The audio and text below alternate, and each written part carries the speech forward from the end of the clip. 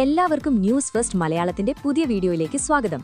Cricket ലോകത്തെ ഏറ്റവും പുതിയ വാർത്തകൾ ആദ്യമേ അറിയാൻ ഈ ചാനൽ മറക്കാതെ സബ്സ്ക്രൈബ് ചെയ്യുക.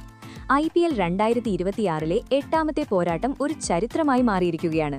മുംബൈ ഇന്ത്യൻസിനെ തകർത്തെറിഞ്ഞ് ഡൽഹി ക്യാപിറ്റൽസ് തങ്ങളുടെ തുടർച്ചയായ 2ാം വിജയം സ്വന്തമാക്കിയിരിക്കുന്നു.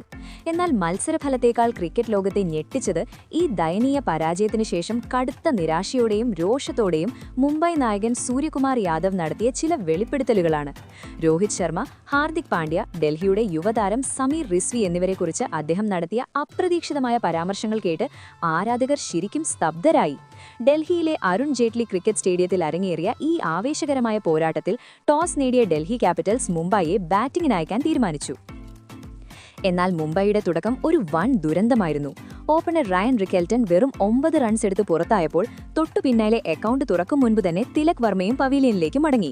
സ്കോർ ബോർഡിൽ വെറും 18 റൺസ് മാത്രമുള്ളപ്പോൾ 2 വൻ വിക്കറ്റുകൾ നഷ്ടപ്പെട്ട മുംബൈ കടുത്ത സമ്മർദ്ദത്തിലായി. എന്നാൽ അവിടെ വെച്ചാണ് രോഹിത് ശർമ്മയും ക്യാപ്റ്റൻ സൂര്യകുമാർ യാദവും രക്ഷകരായി അവതരിച്ചത്. തുടക്കത്തിൽ കരുതലോടെ കളിച്ച ഇരുവരും പതിയെ സ്കോറിംഗ് വേഗത കൂട്ടി.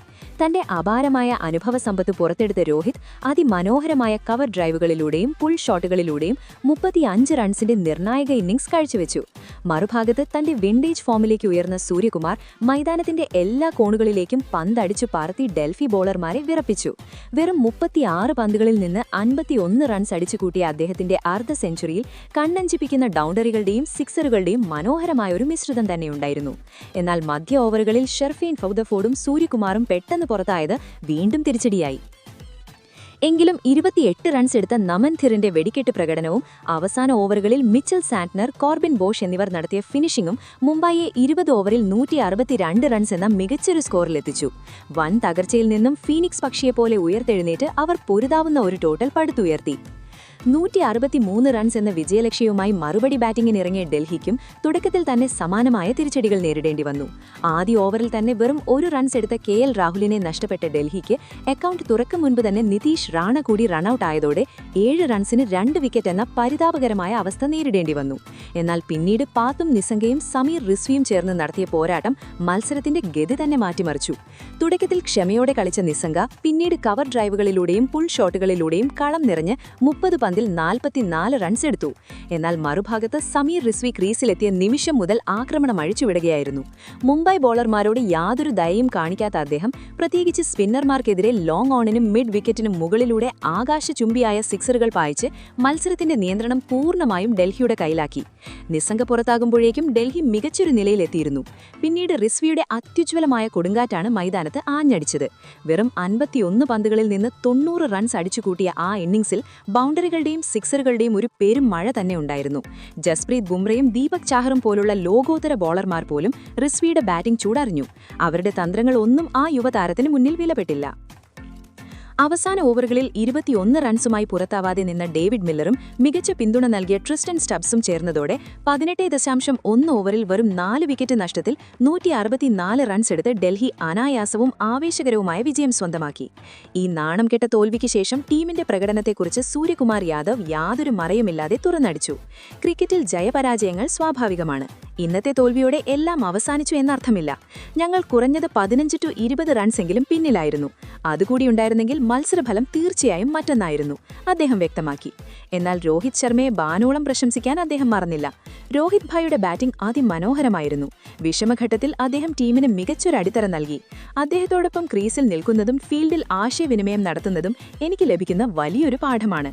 എപ്പോൾ കളി സാവധാനമാക്കണം, എപ്പോൾ ആക്രമിക്കണം എന്നൊക്കെ അദ്ദേഹത്തിൽ നിന്നാണ് പഠിക്കുന്നത്. അങ്ങനെ ഒരു സീനിയർ താരത്തിന്റെ സാന്നിധ്യം ടീമിന് അത്യാവശ്യമാണ്. തുടർന്ന് ഹാർദിക് പാണ്ഡ്യയെക്കുറിച്ചുള്ള ചോദ്യത്തിന് സൂര്യകുമാർ നൽകിയ മറുപടി എല്ലാവരെയും ശരിക്കും ഞെട്ടിച്ചു.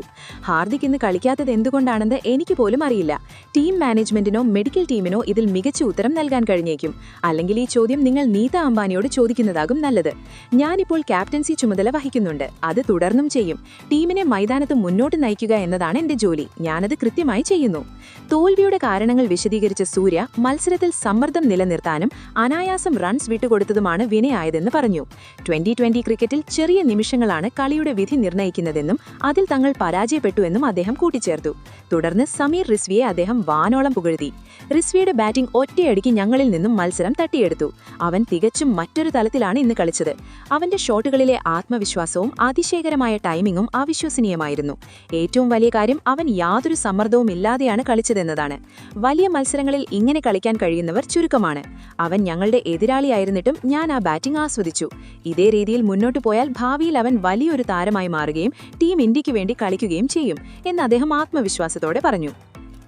ഒടുവിൽ തങ്ങളുടേത് ശക്തമായൊരു ടീമാണെന്നും ഒരു തോൽവി കൊണ്ട് മുംബൈ ഇന്ത്യൻസ് തളരില്ലെന്നും തെറ്റുകൾ തിരുത്തി കൂടുതൽ കരുത്തോടെ നല്ല മത്സരത്തിൽ തിരിച്ചെത്തുമെന്നും സൂര്യകുമാർ യാദവ് ആത്മവിശ്വാസത്തോടെ പ്രഖ്യാപിച്ചു. ടൂർണമെന്റിൽ ഇനിയും ഒരുപാട് ദൂരം മുന്നോട്ടു പോകാനുണ്ടെന്നും തങ്ങളെ തെളിയിക്കാൻ ഇനിയും അവസരങ്ങളുണ്ടെന്നും പറഞ്ഞുകൊണ്ട് മുംബൈ ഇന്ത്യൻസ് ഈ പോരാട്ടത്തിൽ നിന്നും പിന്മാറിയിട്ടില്ല എന്ന ശക്തമായ മുന്നറിയിപ്പാണ് അദ്ദേഹം നൽകിയത്.